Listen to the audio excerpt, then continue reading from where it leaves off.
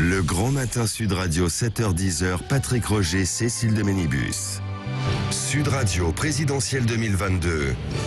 La vérité en face. La vérité en face pour sortir peut-être des idées reçues pour sauver le climat, et pour en parler ce matin, Brice Lalonde est avec nous. Bonjour, merci d'être avec nous. Bonjour. Ancien ministre de l'Environnement, ancien ambassadeur des négociations internationales sur le climat. Et pour ce livre, auteur de ce livre, excusez-moi de vous déranger, pour défendre le climat, sortons des idées reçues, aux éditions de l'Aube. Mais juste avant vous, Maxime Trouleau est avec nous. On va faire un factuel sur ce que proposent les candidats à la présidentielle sur le nucléaire. On va s'intéresser, on va focaliser sur le nucléaire, même s'il y a beaucoup d'autres choses. Qu'est-ce qu'ils proposent ? Écoutez Patrick, c'est un sujet vraiment très clivant. Il y a les pros comme Emmanuel Macron, Éric Revel vient d'en parler. La filière nucléaire joue un rôle essentiel pour l'avenir. C'est clair, le chef de l'État veut même débourser 1 milliard d'euros dans la construction des mini-réacteurs, les SMR, le nucléaire de demain. Valérie Pécresse veut elle construire 6 nouveaux EPR, tout comme Marine Le Pen. La candidate du Rassemblement national est catégorique. Réouverture de Fessenheim, démantèlement des éoliennes. Éric Zemmour dit même lui vouloir construire 10 nouveaux EPR. Pour ce qui est de la gauche, le seul qui va dans cette tendance du nucléaire, c'est Fabien Roussel. L'empreinte carbone de notre pays doit être nulle en 2050. Le candidat communiste n'oublie pas le mix énergétique. Oui, mais attention, ces énergies doivent être vraiment renouvelables, de disposer d'un bon bilan carbone, ce qui n'est pas toujours le cas. Et puis donc, on retrouve les anti-nucléaires, les pro-énergie verte. Yannick Jadot veut sortir du nucléaire d'ici 15 ou 20 ans. Jean-Luc Mélenchon, idem. Objectif 100% d'énergie renouvelable en 2050. Le candidat de la France Insoumise veut sortir du nucléaire, abandonner les projets d'EPR. Pour Anne Hidalgo, pas de nouveaux réacteurs et 100% d'énergie renouvelable, je cite, aussi rapidement que possible. Oui, merci Maxime Trouleau. Alors quand on entend ça, 100% d'énergie renouvelable, qu'est-ce que vous répondez à ça ? Je rappelle quand même que vous, Brice Lalonde, à l'époque où vous aviez les cheveux longs, dans les années 70, oui. La Bretagne, Plogoff, etc., vous n'étiez pas favorable en fait au nucléaire, loin de là. Qu'est-ce qui s'est passé pour qu'aujourd'hui vous soyez favorable au nucléaire ? Vous avez été acheté, entre guillemets, ou pas ? Moi, c'était en 1988. Oui. C'est là que j'ai changé d'avis. En 1988, c'est la création du groupe des scientifiques pour l'étude du climat, le GIEC. Et tout d'un coup, je découvre cette histoire de changement climatique. Et je me dis, mais c'est une catastrophe, le changement climatique. C'est bien pire que le nucléaire, si vous voulez. Et donc, à ce moment-là, je me suis dit, avant 1988, je pensais qu'il y avait assez de gaz, assez de pétrole et qu'on n'avait pas besoin du nucléaire. Voilà. Ouais. Et ben maintenant, je me dis, nous savons que le charbon, le gaz, le pétrole, il faut s'en passer. Parce que c'est ça qui est en train d'endommager le climat. Et donc, qu'est-ce qu'il nous reste ? Alors, il nous reste les renouvelables, certainement, mais les renouvelables électriques, le solaire et les éoliennes. Bon, et quand il n'y a pas de soleil ? Et quand il n'y a pas de vent, on fait comment ? Donc, cette question-là, elle est quand même très importante. Bon, et donc, pour les Français, c'est sûr qu'on a cette industrie nucléaire, on sait le faire. L'industrie nucléaire, je pense qu'elle est le complément ou elle est le relais indispensable des renouvelables. Voilà, c'est ça, c'est la transition, c'est ce que vous dites, quoi, en quelque sorte. Mais je ne suis même pas sûr de ça, parce que peut-être que ça va durer, parce que quand même, notre père Einstein, qu'est-ce qu'il avait dit ? Il avait dit que l'énergie était égale à la masse, le produit de la masse par le carré de la vitesse de la lumière. Mais ça fait beaucoup d'énergie, ça. Et donc, si vous voulez, dans un monde où il n'y aura plus de pétrole et on sera peut-être, je ne sais pas, 9 milliards, se passer d'autant d'énergie comme ça en disant on n'en veut pas, c'est peut-être un peu rapide. 9 milliards, vous dites, le problème est aussi là, bien sûr. Il n'est pas que franco-français, loin de là, bien sûr. Il est planétaire. Oui. Et là, vous alertez là-dessus. Vous dites, excusez-moi justement de vous déranger, mais il faut regarder un petit peu partout, quoi, ce qu'on est capable en fait de faire. Voilà, il faut regarder partout et malheureusement en France, on est toujours très franco-français et on ne regarde pas ce qui se passe ailleurs, on ne sait même pas ce qui se passe ailleurs. Bon, et on voit bien que le nucléaire est en train de revenir. Alors, évidemment, quand on était anti-nucléaire, et j'étais anti-nucléaire, c'est vrai, je me disais, ça va jamais être amélioré ce truc-là, il y a les déchets, il y a tout ça, il peut y avoir des accidents. Les explosions, mais en réalité, ça s'améliore sans arrêt. En réalité, c'est comme toutes les autres techniques, il y a des progrès. Et par exemple, j'ai découvert en Belgique, maintenant il y a un programme qui s'appelle MIRA. Et ce programme, ça consiste à casser les déchets nucléaires, à les transformer en déchets à vie brève. Bon. Donc, si vous voulez, même la question des déchets, c'est pas foutu, justement. Tandis que le changement climatique, alors là, regardez les continents qui brûlent, regardez la mer qui monte, regardez les vents à 300 km/h. Vous répondez aux climato-sceptiques, vous leur dites non, mais il faut ouvrir les yeux quand même. Devant vous, il y a eu des milliards de tonnes de glace fondue déjà. Mais rien que le Groenland, depuis 20 ans, ça fait une augmentation de la mer de quelques centimètres. Tout ça, c'est calculé, on le sait. Comment l'expliquer? Ça veut dire que, et vous, c'est un peu ce que vous dites, c'est quoi? C'est un manque de pédagogie finalement? Oui, c'est peut-être une espèce d'aveuglement comme ça. Et je pense que la plupart de nos politiques sont pas du tout proches de la nature. Ils n'y connaissent plus rien. Le cycle de l'eau, ils savent pas ce que c'est, etc. Et donc, il faut absolument maintenant voir la nature. Il faut l'intégrer dans la politique. C'est ce qu'on ne fait pas. Et la nature, elle nous donne des tas de choses gratuitement. Et donc, il faut surtout pas les détruire. Regardez les arbres. Maintenant, on commence à dire, il faut planter des arbres. Eh ben oui, parce que les arbres, ça évapore, ça envoie de l'air, de l'eau. Et ça va récupérer les fameux gaz, quoi. Hein, ça va oui, bien sûr, ça va capturer du gaz. Ouais. Et ça va être l'avenir, ça. On va apprendre à capturer le CO2 en trop dans l'atmosphère. Et c'est fou si vous voulez... C'est fou ce que la science et les scientifiques, les chercheurs sont en train de nous trouver en ce moment. Simplement, ensuite, il faut le mettre à l'échelle du monde. C'est ça qui est compliqué. Oui. Mais il faut le faire. D'ailleurs, non mais à l'échelle du monde, c'est assez intéressant parce que vous dites par exemple, s'il y avait un gouvernement mondial sérieux là-dessus, il laisserait le charbon sous terre, il accepterait que le gaz remplace le charbon pendant 15 ans, il donnerait 20 ans aux pays développés pour sortir du pétrole, il élargirait les usages de l'hydrogène, il bannirait en fait le plastique. Enfin bon voilà, c'est-à-dire que pendant 20 ans, il faudrait finalement un peu tout geler par rapport à ce que l'on vit en fait aujourd'hui. Mais ça, c'est impossible, quoi, non? Alors, moi, je pense que c'est possible. Justement, c'est ça l'idée. J'en avais marre de voir confondre les écologies avec des chevaliers la triste figure, nous disant qu'il n'y avait plus rien à faire, qu'il fallait serrer la ceinture. Votre ancien ami Yves Cochet, quoi, par exemple. Exactement. Mais c'est dingue, quand même. Comment est-ce que vous pouvez faire de la politique en disant, les gars, c'est foutu? Non, c'est pas possible, quand même. Cochet qui est allé s'enfermer, en fait, parce qu'il a peur de l'effondrement de il est persuadé que tout va s'effondrer. Bon, alors c'est plus la peine. Alors, c'est pas la peine d'avoir été ministre pour nous raconter ça, quoi, quand même. Donc, il y a plein de solutions. Simplement, il faut décider et il faut être persévérant. Et alors moi, je travaille maintenant avec des entreprises, donc c'est très intéressant. On voit ce qu'il est possible de faire ou pas. La réponse au changement climatique dans notre pays, c'est de remplacer le pétrole par l'électricité et la chaleur. L'électricité, excusez-moi, justement, en France, elle est décarbonée. Coup de chance, grâce aux barrages, grâce au nucléaire et grâce certainement aux renouvelables. Mais comme je vous l'ai dit tout à l'heure, quand il n'y a pas de soleil, le solaire, ça marche moins bien. Voilà. C'est aussi simple que ça. Mais si on fait un bilan en France, parce qu'on n'arrête pas de s'auto-blâmer en disant qu'on est des mauvais élèves, est-ce qu'on est si mauvais élèves? Non, pas du tout. On est parmi les meilleurs du monde dans les pays développés. Les seuls qui nous dépassent, c'est la Suède ou peut-être la Suisse, parce qu'ils ont des montagnes, donc ils peuvent faire beaucoup plus de barrages que nous. Bon. Oui, la Suède, la Norvège, qui sont sur le renouvelable, qui sont assez forts. Quoi, hein. Mais parce qu'il y a beaucoup d'hydraulique. Parce que quand il n'y a pas de soleil, et vous savez quand même dans le Grand Nord, là, le soleil en hiver, il n'y en a pas trop. Hein. Et ils ont énormément de barrages, parce qu'il y a beaucoup d'eau là-bas, il y a des montagnes, etc. Nous, quand il n'y a pas de soleil et quand il n'y a pas de vent, on a le nucléaire. Les Allemands, eux, ils sont bien plus embêtés parce qu'ils ne veulent pas de nucléaire. Alors qu'est-ce qu'ils vont? Du coup, ils ont beaucoup de charbon et le charbon, c'est ce qu'il y a de pire. Et là, ils se disent, on va peut-être remplacer le charbon, mais par quoi? Par du gaz. Et ils vont le chercher où, le gaz? Chez Poutine, je ne sais pas, ou au Qatar. Bon, si vous voulez... Donc, à un moment donné, il faut quand même être un peu sérieux et se dire, le changement climatique, c'est bien pire que le nucléaire. Donc, voilà. Allez, on va continuer d'en parler avec vous, avec enthousiasme. Et puis, si vous avez des questions à poser très directes, parlons vrai sur Sud Radio. Brice Lalonde est là. On va parler justement des différentes solutions qui existent. Hein. Vous les avez explorées à travers des expériences scientifiques qui sont menées et qui sont assez intéressantes. Vous avez parlé de la plantation d'arbres, par exemple. Il y a des choses assez exceptionnelles. Et il y en a plein d'autres. On est capable d'aller capturer un petit peu le CO2 dans l'atmosphère et puis, entre guillemets, de le recycler. Ça passe sans doute par là, l'avenir. Absolument. Allez, on en parle dans un instant. À tout de suite. Le Grand Matin Sud Radio, 7h-10h, Patrick Roger, Cécile de Ménibus. Sud Radio, présidentielle 2022. La vérité en face. Et la vérité en face de Brice Lalonde, ancien ministre de l'Environnement. Et pour ce livre, excusez-moi de vous déranger, pour défendre le climat, sortons des idées reçues aux éditions de l'Aube. Vous voulez poser des questions à Brice Lalonde, bien sûr, 0826 300 300, on vous attend au standard. Bon, qui détient la vérité, c'est difficile à dire. En tout cas, vous dites quand même, moi avec mon expérience, voilà ce que je peux vous dire aujourd'hui, et puis en fonction aussi des connaissances scientifiques, bien sûr. Juste quand même, avant de venir sur les solutions, Brice Lalonde, importante. Ça fait partie d'ailleurs des solutions. Dans les années 70, 80, vous étiez aussi, vous, à la manœuvre, vous avez été ministre de l'Environnement.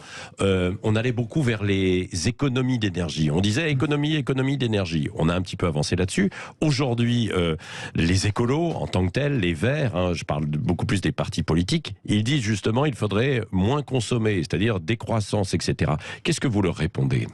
Alors que chacun fasse un effort d'économie d'énergie, très bien. Oui. Effectivement. Mais la société tout entière, non, elle va consommer plus d'énergie. Parce que, justement, si on veut décarboner, on n'a pas beaucoup de moyens à sa disposition. On a l'électricité, par exemple, parce qu'on peut la produire de manière décarbonée. Hein. Eh ben, il faut la produire, justement. Donc, il faut de l'énergie pour produire de l'électricité. On a l'hydrogène. C'est un des carburants de l'avenir, sans doute, l'hydrogène. Mais l'hydrogène, c'est pareil. Il n'existe pas dans la nature, ou très peu. Donc, il faut aller le produire. Comment on va le produire ? Avec de l'électricité. On va électrolyser l'eau, comme on dit, et on va sortir l'oxygène et l'hydrogène, comme dans nos classes de physique. Il y a très longtemps. Donc, ça veut dire quoi ? Ça veut dire que la décarbonation, elle coûte cher en énergie. Et donc, contrairement à ce que racontent certains, c'est pas du tout la décroissance, ça va être au contraire plus d'énergie. Bah oui, mais la décroissance, ça passe aussi peut-être, alors on ne voyage plus, on prend moins sa voiture, on roule à vélo, on se déplace en fait en ville. Finalement, c'est ça, et c'est ce qui effraie parfois certaines personnes qui disent dans nos sociétés aujourd'hui, on doit quand même aussi bouger, quoi. Mais vous savez, l'aviation, c'est un des secteurs les plus modernes, les plus innovants. C'est incroyable. Et donc, toute l'aviation a dit on va décarboner en 2050. Bon, alors, c'est pas si facile que ça, hein, parce que pour l'instant, l'aviation, c'est le seul qui ait absolument besoin de carburant liquide, le kérosène.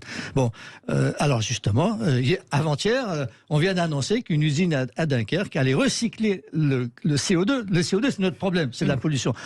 On récupère le CO2 d'une usine, d'ArcelorMittal pour ne pas le nommer, et on va le transformer en carburant. En carburant. Comment est-ce possible ça ? Parce que les auditeurs doivent se dire, mais alors comment on récupère ce CO2 qui remonte dans l'atmosphère et puis on a des capteurs ? Comment ça fonctionne ? Pour être aussi simple que possible, c'est peut-être un peu caricatural, mais quand même, c'est que le carbone, c'est le carbone qui brûle. Hein, c'est lui qui est notre carburant. C'est le carbone. Alors, au lieu d'aller chercher le carbone dans le sous-sol, dans le pétrole, dans le charbon ou dans le gaz naturel, on va le prendre dans l'atmosphère, le CO2, et on va le récupérer. On va récupérer celui qui nous pollue, en fait. Exactement. Et on va le transformer en chose utile, en carburant utile. C'est l'avenir, si vous voulez. Mais ça commence. On voit que ça commence maintenant. Et c'est formidable. Et même, on a des entreprises françaises qui sont dedans. Alors, des très grosses qui sont considérées comme des méchants, pas du tout. Total, par exemple, est en train de faire ça. Donc, c'est en train d'arriver partout. Alors, il faut arrêter de taper dessus et il faut les laisser se transformer. Est-ce qu'ils en ont pris conscience pendant des années? Ils ont fermé les yeux quand même. En France, aussi. Notamment, on a un CAC 40, les meilleures entreprises. Ils sont très bons. Voilà. La plupart sont très bons. Il y a toujours des voyous partout. Mais là, non, vraiment. Et donc, ce qui est très compliqué avec mes copains, je me rigole avec eux, parce que je leur dis... Vos copains, c'est qui? Les écolos? Enfin, les écolos, ou les verts. Chaque fois que le gouvernement fait quelque chose de bien, c'est très très bien, c'est très mauvais, c'est du greenwashing, ça va pas du tout. Mais à un moment donné, si on n'encourage pas les gens à faire toujours mieux... À chercher, ou en tout cas à trouver des solutions. Exactement. Et si vous voulez, l'écologie, entre nous soit dit, c'est pas un truc d'un parti, c'est tout le monde qui doit s'en occuper. Et donc, ça m'agace de voir qu'on veut se mettre... Tu sais, c'est comme l'agriculture biologique ou je sais pas quoi. Il y a toujours des gens qui vont faire leur petite secte et dire tous les autres sont mauvais, il y a que moi qui suis bon. Mais c'est pas vrai, quoi. Hein, voilà. Avançons tous ensemble, quoi. Est-ce qu'il faut accélérer aussi c'est un mot que j'invente, le verdissement des villes. Oui. C'est-à-dire que vraiment faire en sorte que aujourd'hui, pas qu'il y ait moins de voitures, mais en tout cas qu'il y ait plus d'arbres. Absolument. Et vous savez pourquoi? C'est parce que les arbres évaporent de l'eau et que ça rafraîchit l'atmosphère. Et c'est très très important ça, parce que pour l'instant, on a fait beaucoup de bêtises. Par exemple, l'eau, on a besoin d'eau, parce que justement on a besoin d'évaporer cette eau, parce qu'elle va lutter contre le changement climatique. Et nous, on a fait des trucs minéral. Alors, on crève de chaud là-dedans parce que en été, il n'y a pas d'ombre, rien, donc on est là. Vous voulez dire les grandes esplanades, tous ces grands trucs. C'est ce qu'on appelle des îlots de chaleur. Mais les villes sont aussi des îlots de sécheresse. Et ça va pas. Donc, en effet, il faut pas non plus être caricatural, mais il faut essayer, en effet, de mettre la nature de notre côté. Oui, bon, on a compris qu'il y a des solutions, et d'ailleurs, il y en a beaucoup. Vous pourrez aller lire ce livre de Brice Lalonde, excusez-moi de vous déranger. Alors là, il y a les solutions. Et parmi les problèmes, il y a la démographie mondiale, c'est un problème ou pas? Bah oui, bien sûr, c'est un problème parce que, évidemment, de plus en plus nombreux. Prenez la question de l'eau. La question de l'eau, on n'en parle jamais, mais c'est une question extrêmement importante. La question de l'eau, il n'y a pas plus d'eau. c'est toujours la même quantité d'eau à la surface de la Terre. Mais comme il y a de plus en plus d'humains, la portion de 1,5 par humain, milliard, on va passer à 9 milliards. Quoi. Alors on annonce 9 milliards. Ouais. Donc ça devient compliqué. Et ces milliards supplémentaires, il faut les nourrir, il faut les loger, il faut les enseigner. Enfin, bon, tout ça, c'est un boulot très important. Et en même temps, il faut s'adapter au changement climatique. Donc c'est vrai que ça fait deux boulots très, très, très, très importants, mais il faut essayer de profiter de l'un pour faire l'autre. Oui, et le changement climatique, il ne faut pas le nier. Quoi. Le 1,5% le 1,5 degré de plus, là, on y arrive, quoi. Hein. Ça, à mon avis, on y est déjà. Hein. On y est, oui. Mais enfin, ça dépend des endroits, parce qu'il y a des endroits qui se réchauffent plus sur la Terre que d'autres, contrairement à ce qu'on savait. Par exemple, au pôle, ça va beaucoup plus vite. Il y a eu des températures positives. On n'a jamais vu ça. Ouais. Donc, le changement climatique, oui, c'est réellement une très, très grande... Une transformation de la Terre, ça devient une terre de catastrophe naturelle. Alors qu'avant, c'était quand même une terre hospitalière, on est content d'être ici, c'est cette bonne vieille planète. Ouais. Et là, on voit bien que quand même, les continents qui commencent à s'enflammer tout seuls, les tempêtes avec des vents à 300 km/h, comment est-ce qu'on fait pour s'adapter à sa maison avec des vents de 300 km/h, la fonte des glaces et la mer qui monte partout, mais toutes les villes du bord de mer sont menacées. Ouais. Et donc, si vous voulez... Ne pas voir ça et ne pas considérer ça comme quelque chose qui doit absolument aller au-dessus de la politique même. Oui. Et si vous voulez, quand j'étais jeune, en 88 et 89, je me disais, mais c'est incroyable le changement climatique, mais c'est peut-être une chance pour réconcilier l'humanité, et tous ensemble, on va se donner la main. Le problème, c'est que ça va être au contraire chacun pour soi, c'est ça le risque. Quoi. C'est ça, parce que nous, vous dites qu'on est l'un des pays les plus sages au monde, mais si en face de nous, personne ne fait rien, c'est-à-dire que c'est un coup d'épée dans l'eau. Alors c'est exactement vrai. Et donc. Et on fait quoi alors moi, je pense que la seule solution, c'est de faire ça avec l'Europe, parce qu'on a la possibilité dans ce continent de se mettre d'accord pour essayer d'avancer. Et si un continent comme l'Europe, c'est quand même pas mal, c'est quand même le premier marché du monde, si je puis dire. Si lui, il arrive à se décarboner, les autres suivront. Mais qui est vraiment notre allié en Europe? Parce que vous dites effectivement que l'Allemagne, avec le charbon, qui est vraiment dans cette veine de ce que vous nous expliquez? Tout le monde est d'accord pour le faire. Simplement, les Allemands d'abord, ils ont du charbon. Le problème de la Pologne, c'est pareil. Dites donc, les gars, vous voulez m'empêcher d'utiliser mon charbon, et qu'est-ce que je fais après, hein? Donc voilà. Donc il faut les aider à passer à autre chose. Et notamment, la Pologne, elle est prête à faire du nucléaire, hein, justement.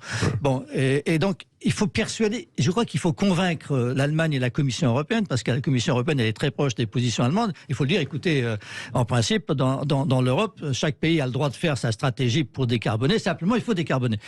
Et là, l'Europe, elle est d'accord là-dessus. L'Europe, elle dit oui, il faut décarboner en 2050, etc.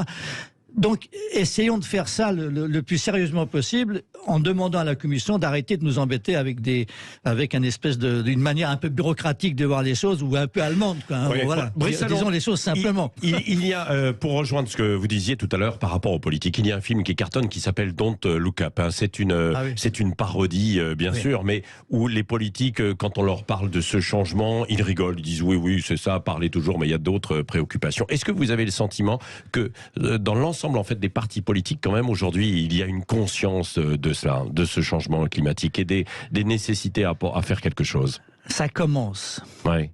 Ça commence, mais c'est toujours la même chose. Regardez, il y a eu des incendies extrêmement graves en Grèce, au Portugal, mais pas en France. Oui. Il y a eu un petit peu quand même, ça a commencé. Oui. Et il y a eu même des récoltes qui ont brûlé, je me souviens, dans la région de Chartres il y a quelques années. Donc, mais moi, j'ai entendu quelqu'un me dire, mais écoute, Brice, regarde, je suis toujours vivant, peux-tu m'embêter avec le changement climatique? Et c'est là qu'il y a toujours des problèmes immédiats. Il y a toujours le problème du pouvoir d'achat, de ci, de ça, le risque de guerre dans le Donbass, etc., etc. Et il faut néanmoins que nos politiques se mettent d'accord pour que, à côté, et pendant les travaux, le changement climatique continue. Est-ce que l'un des problèmes, justement, par rapport aussi à votre ancien parti, les Verts, c'est qu'ils ne sont pas, ils sont au contraire trop politisés. C'est-à-dire, clairement, en fait, de gauche, en allant chercher, en fait, d'autres arguments pour convaincre dans la campagne électorale, alors que l'écologie, elle n'est ni de droite ni de gauche, normalement, mais évidemment. Donc, en réalité, les Verts, c'est plutôt un parti de de gauche, bon voilà quoi. Oui. Et en effet, l'écologie, c'est pour tout le monde. Et d'ailleurs, au départ, c'était même plutôt à droite, l'écologie, parce que c'était je conserve la nature, c'était assez proche des conservateurs, justement. Et au départ, même, c'est arrivé avec Theodore Roosevelt, c'était un républicain, c'est lui qui a créé les premiers parcs naturels, etc. Donc, en effet, l'écologie, c'est pour tout le monde. C'est pour tout le monde. Simplement, les partis politiques, ils ont parfaitement le droit de dire, je le fais à ma façon. Je propose, à la gauche pourra dire, je vais me servir du pouvoir de l'État pour faire des règlements. La droite va dire non, c'est le marché, etc. Donc très bien, allez, que chacun, qu'il y ait une compétition pour être le meilleur et le moins cher possible. Ça c'est parfait. Est-ce qu'à la présidence de l'Europe, Macron pourra peser un peu. Mais pas beaucoup, parce qu'entre nous soit dit, ce n'est que 6 mois, et c'est une co-présidence en quelque sorte avec Charles Michel. Je crois que le président, il est sincèrement convaincu de tout ça. Hein. Simplement, je ne vais pas faire de secret en disant que la continuité n'est pas son fort. Oui. Merci Brice Lalonde. Je vous conseille ce livre. Excusez-moi de vous déranger. Pour défendre le climat, sortons des idées reçues. C'est aux éditions de l'Aube. C'est Brice Lalonde. Très accessible. Et en plus de ça, c'est très accessible. Et comme l'a dit tout à l'heure, avec un peu d'ironie et d'humour, Brice Lalonde, c'est écrit en plus assez gros. Et donc c'est plus facile, effectivement, aussi à lire. Non, mais il y a plein de petites histoires en même temps, de réflexion et surtout des solutions. Et ce n'est pas qu'un scénario noir, bien sûr, pour notre planète. Il y a des choses à faire, heureusement. Il y a du positif, mais c'est vrai qu'il y a une accélération quand même, évidemment, du point de vue du dérèglement climatique.